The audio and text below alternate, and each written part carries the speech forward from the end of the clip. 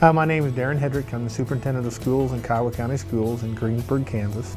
We're a small community in Kansas, about 100 miles west of Wichita. Kiowa County Schools, in a lot of respects, is very similar to all other schools across the country, but in a few respects, I think we're very unique. And what we've tried to do through the rebuilding of the school after the tornado is try to make sure we had something to offer that was not only very strong and very beneficial educationally, but also had some advantages, maybe some opportunities that other buildings typically don't have, or other schools typically don't have.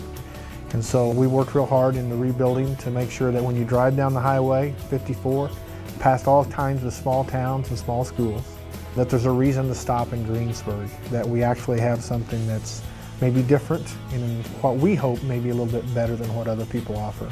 As far as green features that the building utilizes, predominantly a lot of natural daylighting. I think probably the thing you'll notice the most when you come through the building is just the fact that all of the spaces are flooded with natural daylight. We do supplement that with artificial light to the levels that's necessary to get the lumens to the appropriate levels in each classroom and each space. Natural daylighting first and foremost. We use geothermal wells for heating and cooling the building. We've drilled 96 geothermal wells that are 410 foot deep that works through our heat exchange to do the heating and cooling for the building. Other green features, we capture our rainwater.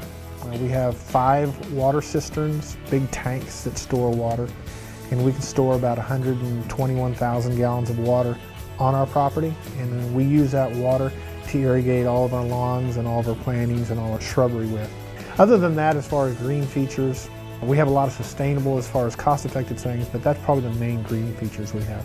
One thing we did try to do when we built the school was make sure that we build it for today's technology, but also build it in such a way that as technology grows and changes, the building would be able to do the same thing.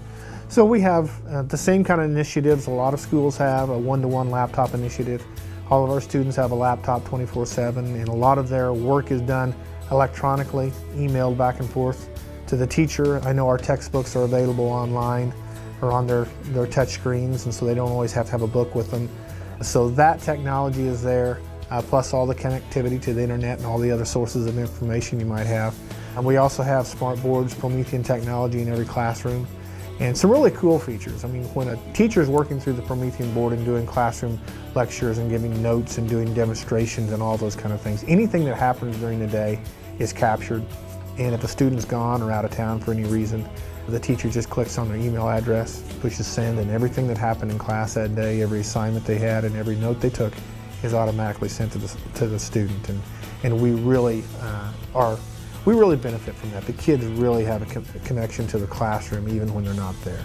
One thing we attempted to do also through facilities when we built in the school is we wanted to make sure that we could not only host our own activities, but we wanted to be a center that could host regional competitions and state competitions, because there's not a lot of facilities in our area that can do that. So we built a football track facility that's a 8-lane synthetic track with bleachers, with electronic timing, synthetic turf football field, locker rooms, concessions, and the seating and stands that go with all of that. So really proud of that facility, and in conjunction with the 2 gymnasiums we have in the building that allows us to seat enough people to host state competitions in an arena and an atmosphere that's pretty unique. We hope we've accomplished that goal that we had.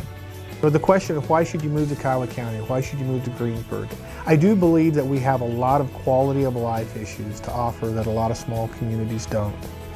And it's not just educationally, but you have a phenomenal state-of-the-art school. You have the same thing with regard to the hospital and the services provided there. You have a town that's growing that you can impact. I mean, you can be involved in the actual transformations taking place in town.